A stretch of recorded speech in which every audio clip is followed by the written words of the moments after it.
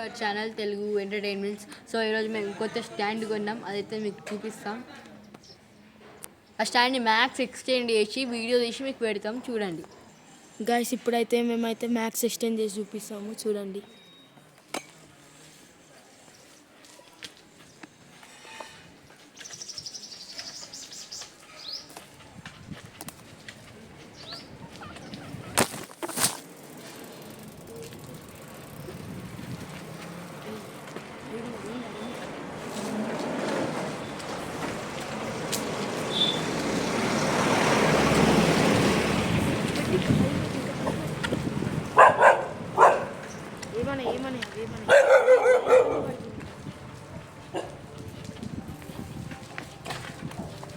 Guys ఎట్లా ఉందో చెప్పండి.